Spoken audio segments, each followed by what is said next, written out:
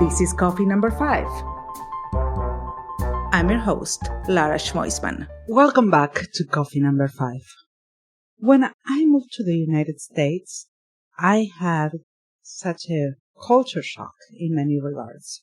I not only had to learn a language, I also had to learn those little things that makes a culture who it is. One of the things that I had to learn is about that meal that was somewhere in between lunch and breakfast, called brunch. Immediately became one of my favorite meals. But also what I loved was the cultural part of the brunch. The part that it was a time to relax, a time to chat, a time to have a mimosa, but also was an opportunity to meet new people. And recently, I met another woman who loves to brunch, Nicole Dillon. She created Women Who Brunch. And I will let her tell us more about this. Yeah, thank you. And I wanted to also say thank you for being on, having me on. I'm very excited to chat with you. Like I told you, I got my lipstick on, my coffee ready, and I'm so excited to talk about brunch and community. Yeah, and I love that because now we have matching lipsticks and both drinking our coffee. So we're ready to take on the world. exactly. And that's one of the examples that I can give you, like new connections and new people that I met. And it's amazing. And we have this synergy. And so tell me. Yeah, so hello everyone. I'm Nicole Dillon. A little bit about me and the journey. So I'm the founder of Women Who Brunch. I'm also a 9-to-5er, so I do this as my side business, hustle really hard at both and the balance between those. But Women Who Brunch is exactly what it sounds like. It's for women who love brunch and food and connection and community and curiosity. It combines all of those things. And I started it back in 2013. So I was living in New York City and I'm an event planner. I'm in marketing and I go to a ton of events. There's a plethora of events in New York City. And I just felt like at the time I was going to so many events, like one a day, and I would get all these business cards. And at the end of the week, I would not remember who anyone was.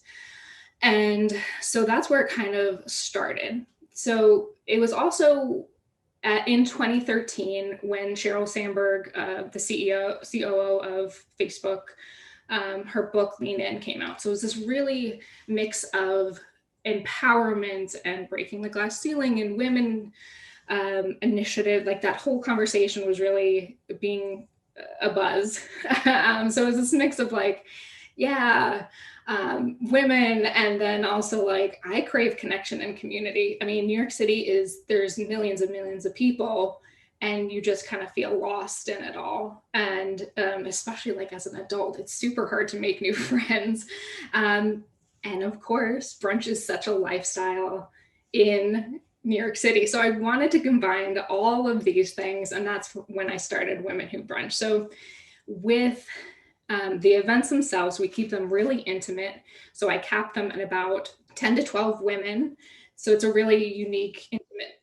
Let me ask you a question because, okay, you got these events, you got 10 women who want to brunch. What happened next? People came in and they just started talking, or you have to initiate it? Did you have a plan? Do you have a questionnaire? How did it work? Yeah, I think it was just like a mix of really, I had a lot of community management experience, social media, digital marketing experience. So I was just like really hyping it up. And that event planner in me, I love to plan. So each brunch has a different speaker, restaurant, and discussion. So it's not a formal presentation. It's very casual. I keep them mostly kind of prefix. So, you can order, you can talk, the speaker talks about their subject, and then there's room to network and to ask questions. So that's kind of how the breakdown of the brunches go. And so like, again, when I built it up so much, We have such a big like digital presence on email and social media that they would just sell out so fast, and then like word of mouth kind of happened very quickly. So, but you felt like these women were in the need of knowledge, you were in the need of new friendships. What were they looking for? I think all of the above. I think that's the beauty of it, because each person comes for different reasons, because they want to check out a new brunch place, because they're craving connection, because they want to learn about the topic. And a big one is really they want to meet new people, and especially in the city. And I've seen so many friendships afterwards that they recommended for jobs, or they just hang out after brunches. So I've seen a lot of that. And that's great. I think it takes a lot of courage for women mostly, because I mean, I never was one of those. I mean, I hated cliques. I was more like a free soul that I tried really hard. I have to be honest. And I tried really hard to be part of cliques, and it doesn't work for me. I'm just go with the flow, and I go with whoever I feel that I want to be. And I never care if they are color or race or how do they look. It was, for me, was completely nothing. And I just always love to meet new people and hear about their stories. But also, I have my friendships, and I have friendships that they're old friendships, newer friendships, friendships that came from kids, friendships that came from work. But friendships are cycles. And I mean, it doesn't mean that you stop care about the person or loving even a person or a friend. It just means that friendship is a two-way street. And there are times in our life that there's just friendships that they're not so meaningful at the time. It's not that you don't care for them, but it's that two-way street is not working as much. So it's totally okay to try to identify that that's happening to you, and you don't need to be alone, or you don't need to be stuck trying to force those relationships. Totally. I 100% agree. And I think we get caught up in just our lives, our work, the digital noise, our families. And I think that is what you said is so important. It's the two-way street. I've had so many friendships where I do care about them, but I've reached out so many times. And if I don't, feel that reciprocation, that sucks. For me, for example, I honestly love friends, but my life changed drastically since I started my company, and I'm super busy. Let's not even consider COVID and all this. But honestly, I need the support of my friends through this journey. If I cannot get the support of my friends, I just feel like right now it's not something I want to deal with. And people also, and I found this a lot in women. I'm not saying that men don't do it, but I feel like women are more open to do it. They're very judgmental, and they feel like they can give opinions many times. I'm a woman, so I cannot speak for a man, but my friendship with men didn't happen as much. But I have friendships with women that they're very judgmental, and they can give an opinion of what you're doing without being in your shoes or being in your field. That could be very hurtful. And with new relationships is people meet you in the way that you are right now. They are not comparing you with who you were before. I think friendship is such a long journey. When you first meet, yeah, it's like dating. You gotta get to know them after a while.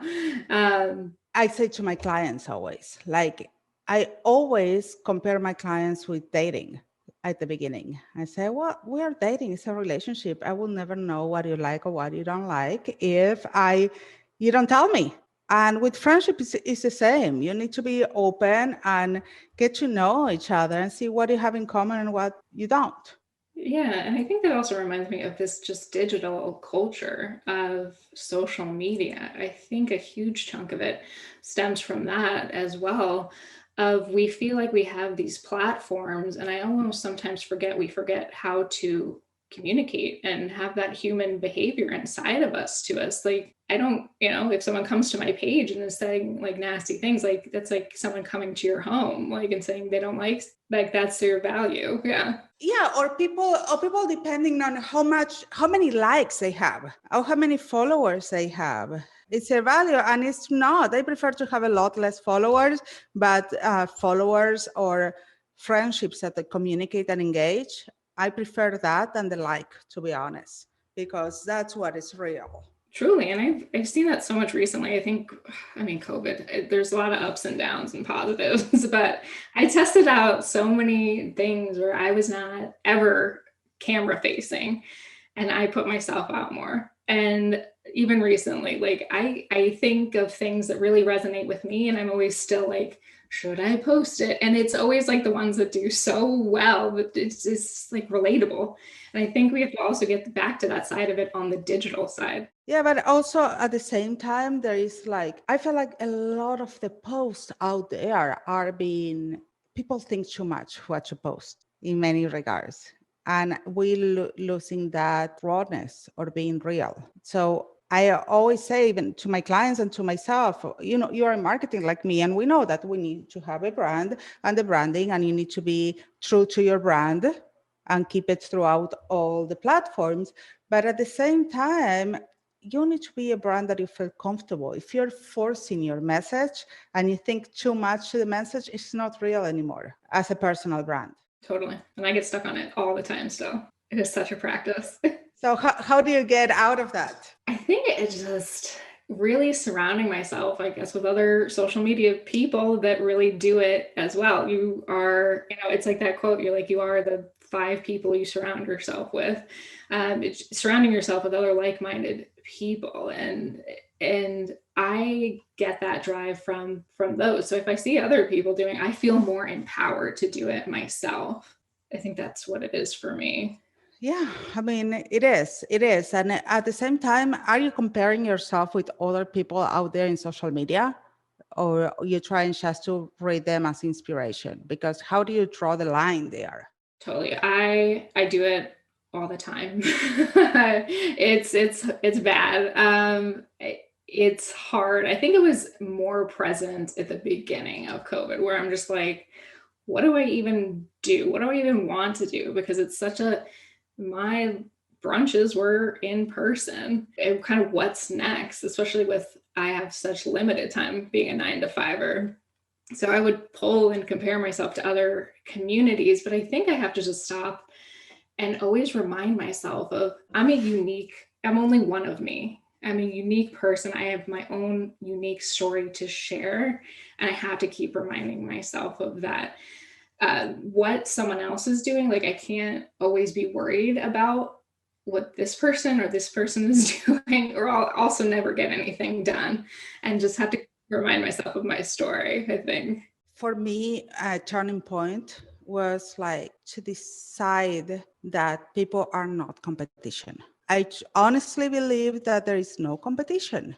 We are collaborators. And I think this year more than ever, it's time to collaborate and don't see the others and try to imitate others. And that's one of the reasons I do what I do, because I feel like so many companies, so many individuals try to copy other people's strategy. You need to do what it works for you. And the minute that you stop seeing the world as a competition, you just relax. And that was a big lesson for me. I might see other people as inspiration. Yeah. And there are people that say that they're making millions of dollars. Who knows? If they do, great for them. I don't know what people are doing, where the money comes from. Each one has their own journey and their own story.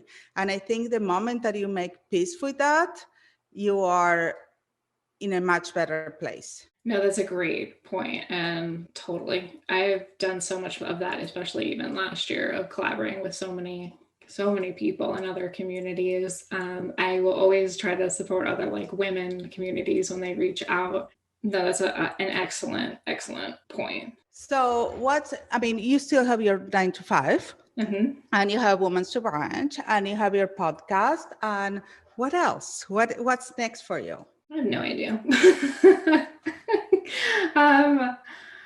I think, I mean, I'd love to start a family. I think that's a big goal outside of brunching and work, because I think family is super important. I can't wait to travel again. I think in terms of goals, I mean, I ideally would love to do it like full time of brunch. And I think what the perk or benefit of, I guess, silver lining of COVID, if there is one, is it really helped me discover what I do and do not like.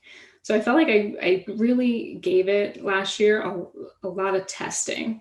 And I think that's okay too, to kind of figure out that, what you do and do not like. And I love creating recipes and creating content and sharing that with people, and food photography. I love the events and I definitely want to get back to those. But just this like storytelling and this, I love that side of it. Go for it. You know what you want. So I can't wait to see more of you. Nicole, thank you so much for being here in Coffee Number 5. Thank you so much for sharing your story with us, and be brave and speak up and being true to yourself.